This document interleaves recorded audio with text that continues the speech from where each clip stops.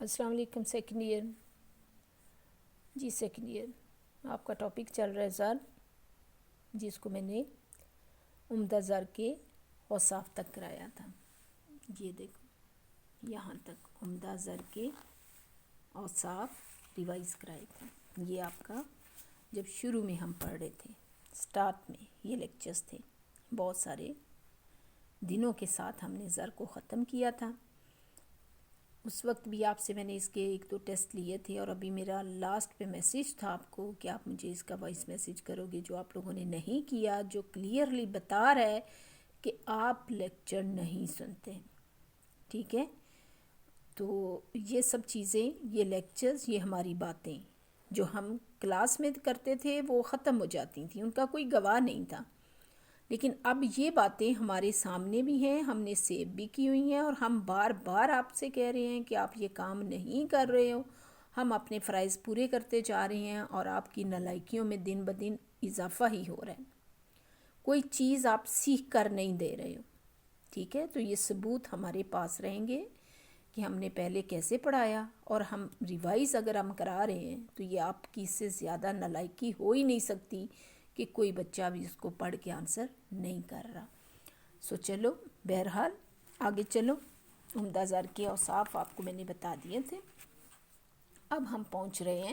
اب دیکھیں میں نے کتنے دن لگائے تھے اس پہ، اقسام پہ. پورا ایک لیکچر صرف اقسام کا تھا، جو کہ آج ہم نے پورا اکٹھے ریوائز کر لینا. زر کی اقسام، زر کی تعریف پڑھی تھی. اب دیکھتے ہیں کہ وہ زر جو کہ آج کل قبولیت عامہ، اعلی مبادلہ، پیمائش قدر کے طور پر پورے معاشرے میں ہر طرف دنیا میں سرکولیٹ کرتا ہے، وہ زر کتنی قسموں کا ہوتا ہے. داتی زر میں جس کی آگے 2 قسمیں ہیں: معیاری زر، علامتی زر، سٹینڈرڈ منی، ٹوکن منی، کاغذی زر. نمبر 2 معیاری زر، جس میں دات کیا ہے؟ سونا اور چاندی کے سکے بنانا ہے. تو ان سکوں میں اگر ان کی مالیت کے برابر سونا اور چاندی ہے تو وہ معیاری زر ہے. اگر ان کی مالیت کچھ اور ہے اور اندر دات اس کے بہت کم ہے، جیسے کہتے ہیں کہ 1 روپے کے سکے میں 5 پیسے کے برابر کبھی دات ہوا کرتی تھی، اور ابھی بھی یہی حال ہے. آپ کے پاس گولڈن کوائنس بھی ہیں اور سلور بھی ہیں، لیکن اس میں ان کی مالیت کے برابر سونا اور چاندی نہیں ہے. کاغذی زر کا مطلب ہے کاغذ کے نوٹ، اور یہ 2 طرح کے ہوتے ہیں: بدل پذیر کاغذی زر اور غیر بدل پذیر کاغذی زر. بدل پذیر کا مطلب کیا ہوتا ہے؟ کہ جن کو سونے چاندی میں کنورٹ کیا جا سکتا ہے. یہ تقریباً پاکستان کے تمام نوٹ جو ہیں وہ بدل پذیر ہیں. غیر بدل پذیر کا مطلب ہے یہ پہلے 1 روپے کا نوٹ ہوا کرتا تھا، تو اس کو سونے چاندی میں بینک تبدیل کرنے کا پابند نہیں تھا. تیسری قسم ہے زر قانونی، لیگل منی. زر قانونی، سارا ہی زر جو پاکستان میں کرنسی نوٹ اور کوائنز کی شکل میں ہے وہ قانونی ہے، اور ہر کوئی اس کو لین دین میں لازمی قبول کرتا ہے، کوئی انکار نہیں کر سکتا. محدود زر قانونی اور لامحدود. محدود کا مطلب ہے کہ ایک خاص حد تک آپ لین دین کر سکتے ہو. تو اب یہ جو آپ کے پاس مثال ہے 1 پیسہ سے 25 پیسہ تک، تو اب تو ایسا کچھ نہیں ہے. 20 روپے تک کی ادائیگی کوائنز میں نارملی کی جا سکتی ہے. پھر اس کے بعد اگر آپ نے ادائیگی زیادہ کرنی ہو تو آپ آگے کاغذی زر یا باقی چیزوں میں جو ہے وہ لین دین کرتے ہیں. تو لامحدود کا مطلب تمام نوٹ جتنی حد تک مرضی آپ اس سے لین دین کر لیں. قریبی زر جو کہ کچھ ایسی چیزیں ہیں جو بظاہر لین دین میں مارکیٹس میں عام دکانوں پہ استعمال نہیں ہوتی، لیکن ان کے بدلے میں آپ فوری طور پر بینکوں سے رقم یا کرنسی کہہ لو، کرنسی حاصل کر سکتے ہیں. تو یہ چیزیں زر کے طور پر سرکولیٹ تو نہیں کرتی، لیکن زر ہی ہیں، کیونکہ بینک آسانی سے ان کے بدلے میں کرنسی دے دیتا ہے. تو یہ کون سی چیزیں ہیں؟ یہ وہ ڈاکیومنٹس ہیں جو اسی چیپٹر میں آپ نے اعتباری زر کے نام سے پڑھے ہیں. یہ ساتھ ہی آ گیا اعتباری زر، یعنی قریب ہیں زر کے. یہ یعنی وہ زر جو اعتبار یا بھروسہ کی بنا پر گردش کرتا ہے، تو یہ وہ تمام ڈاکومنٹس ہیں جن کے یہ نام آئے ہیں، ان کو اعتبار اور بھروسے کی بنا پر ہی خریدا اور بیچا جاتا ہے۔ اس کی قسمیں لکھی ہوئی ہیں، اب دیکھو زبانی وعدہ بھی اعتبار پہ ہی ہوتا ہے، تحریری وعدہ بھی اعتبار پہ ہوتا ہے۔ پھر یہ دیکھنا ہے کہ وہ کون سی چیزیں ہیں جو آلات اعتبار کہلاتی ہیں، یعنی اعتباری زر کے طور پر اکانومی میں، معاشرے میں، دکانوں میں، کاروبار میں کس قسم کا حساب کتاب چلتا ہے، یا کس قسم کے لکھت پڑھت آپ اس کو کہہ سکتے ہو، ڈاکومنٹس، آلات استعمال ہو سکتے ہیں۔ سب سے پہلے انہوں نے اس کو دو حصوں میں بانٹ دیا ہے، روایتی آلات نمبر اے، اس میں یہ ساری چیزیں آ جائیں گی، اور اس سے اگلا پوائنٹ اس کا غیر روایتی آلات۔ روایتی کا مطلب ہے جو ہر بینک، ہر کاروبار میں تقریباً ہر جگہ کام کر رہے ہیں۔ کتابی حساب، عام سادہ سی دکانداروں کے ساتھ جو لین دین ہوتا ہے اور کتابوں پہ لکھا جاتا ہے۔ پرومیسری نوٹ لیگل چیز ہے، اور یہ اس طرح سے باقاعدہ ایک تحریر کی شکل میں لکھا جاتا ہے، اس کو پرو نوٹ بولا جاتا ہے۔ یہ اس کا کہ فلاں نے فلاں سے خریدا والی اسٹیٹمنٹ آ گئی۔ 3 نمبر پہ ہنڈی ہے۔ ہنڈی تفصیل سے پڑھی ہوئی ہے، آپ نے ایک نظر اس کو ڈالنا ہے بس آپ نے، یعنی خریدار ایک دوسرے کے ساتھ جب ادھار کے اوپر یا فیوچر لین دین کرتے ہیں، بعض اوقات فیوچر نہ بھی ہو تو ایک دوسرے سے بہت دور بیٹھے ہوئے ہیں اور ٹیلی فونک بات چیت ہو رہی ہوتی ہے، تو یہ ایک تحریر استعمال ہوتی ہے اور اس میں خاص مدت انوالو ہوتی ہے۔ لیگل ہے، زر کے طور پر اس کے بدلے میں روپیہ بھی حاصل ہو جاتا ہے۔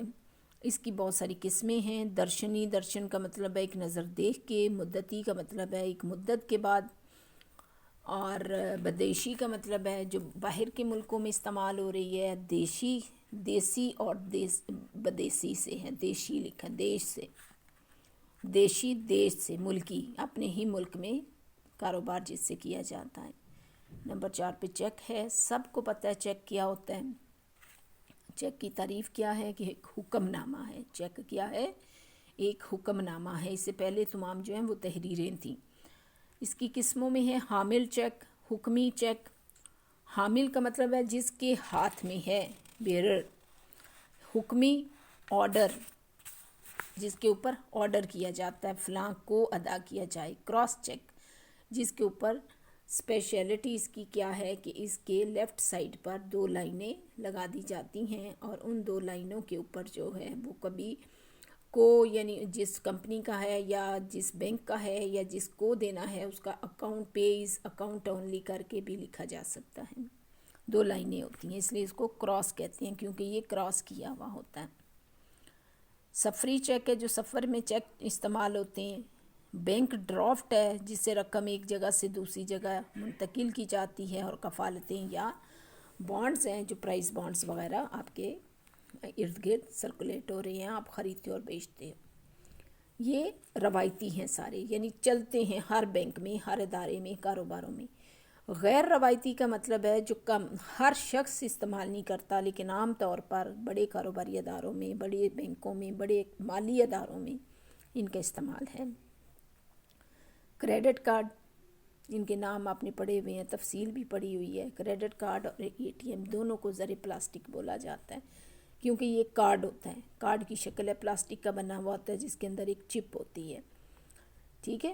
تو اس کے اوپر بینک کا نام، کارڈ ہولڈر کا نام، اس کا اکاؤنٹ، جو بھی بینک کی طرف سے اس کی فارمیلٹیز ہیں وہ اس کے اوپر ہوتی ہیں۔ اسی طرح ATM کارڈ ہے۔ اب بہت زیادہ آگے چلے جاؤ تو آن لائن بینکنگ ہے۔ آن لائن بینکنگ، بینک پیسے ٹرانسفر کرنا، پیمنٹس کرنا، گورنمنٹ کو دینا، یا گورنمنٹ کا عوام کے ساتھ لین دین ہے۔ یہ تمام چیزیں دیکھو، MT بھی اسی ٹائپ کی، میل ٹرانسفر ہے۔ TT کا مطلب ٹیلی گرافک ٹرانسفر ہے، ٹھیک ہے۔ کوئی نئی چیز نہیں ہے، اس کو آپ نے ریوائز کرنا ہے اور یاد کرنا ہے۔ پھر آ جاتا ہے اعتباری زر کے فائدے اور نقصانات۔ وہ ساری باتیں جو کرنسی میں نہیں تھیں، جو میٹیلک جو منی ہے، وہ نقصانات جو اس کے بنتے ہیں وہ اس کے فائدے ہو جائیں گے، یعنی اس میں جو کام نہیں ہو پا رہے تھے اعتباری زر کی وجہ سے وہ سارے ہو رہے ہیں۔ دھاتی زر کی بچت ہو جاتی ہے، کرنسی کچھ چھاپنے پہ آنے والے اخراجات ختم ہو جاتے ہیں، روپے کی جو پیپر ہے اسپیشل جو استعمال ہوتا ہے اس میں بچت ہو جاتی ہے۔ صنعت اور تجارت کی ترقی کے لیے یہ بہت فائدہ مند ہے، کاروبار وسیع کر دیتا ہے۔ غیر ملکی ادائیگیاں کرنی ہوں آسانی کے ساتھ کی جا سکتی ہیں، روپیہ اٹھا کر ایک جگہ سے دوسری جگہ نہیں لے جانا پڑتا۔ چیک والا مسائل جو ہیں وہ بڑی حد تک جو ہیں وہ اس سے آگے چلے گئے ہیں۔ اب چیک کی نسبت بھی کریڈٹ کارڈ اور اے ٹی ایم کارڈ سے ادائیگیاں کی جا رہی ہیں، تو یہ بہت زیادہ سہولت ہو گئی ہے غیر ملکی ادائیگیوں میں۔ لوگوں میں بچت کی عادت پڑ جاتی ہے، کاروباری صلاحیتوں سے استفادہ کیا جا سکتا ہے اس کے تھرو، کیونکہ لوگ آسانی سے اس کے مطابق قرضے بھی وصول کر لیتے ہیں، لے لیتے ہیں، حاصل کر لیتے ہیں۔ تو یہ تمام تو فائدے ہیں، لیکن بعض اوقات اس کے کچھ نقصانات بھی ہیں، جس میں سب سے زیادہ بڑا نقصان یہ ہے کہ اے ٹی ایم سے پیسے نکلوانا کیونکہ بہت آسان ہے۔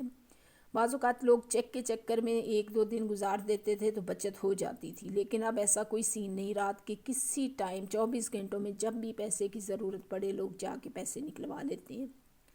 کریڈٹ کارڈ ہے تو وہ ہے ہی کریڈٹ، وہ آپ کے پاس اتنا بیلنس نہیں ہے تو بھی آپ شاپنگ کر سکتے ہو، کاروبار میں لین دین کر سکتے ہو۔ تو اس سے کیا ہوتا ہے کہ لین دین، ٹرانزیکشن، معاملات زر بہت زیادہ بڑھ جانے سے حکومت کے پاس ضرورت سے زیادہ زر جاری ہو جاتا ہے۔ جب زر ضرورت سے زیادہ ہو جاتا ہے تو اس کو افراط زر کا نام دیا جاتا ہے، جو کہ بے جا صرف دولت کا باعث بنتا ہے۔ بچتیں ختم ہو جاتی ہیں، لوگ فضول خرچی کی طرف چل پڑتے ہیں، بینکوں سے قرضے لینے آسان ہو گئے ہیں تو نااہل تاجر بھی کاروبار میں شامل ہو جاتے ہیں۔ بہت بڑے بڑے کاروباری ادارے زیادہ سے زیادہ قرضے لے کے بینکوں سے اپنی اجارہ داریاں قائم کر لیتے ہیں، اور لوگوں میں سٹہ بازی کا رجحان جو ہے وہ بہت زیادہ ہو جاتا ہے۔ ٹھیک ہے، یہ آج کا کیا تھا کہ زر کی اقسام کیا ہے، کتنی قسموں کا زر ہے، اور ان قسموں کے مطابق جب اعتباری زر پہ بات آتی ہے تو پھر اعتباری زر کیا ہے، اس کے آلات کیا ہیں، اس کے فائدے اور نقصانات کیا ہیں۔ ٹھیک ہے، تو پھر انشاءاللہ نیکسٹ آپ کا آ جائے گا زر کی رصد اور طلب۔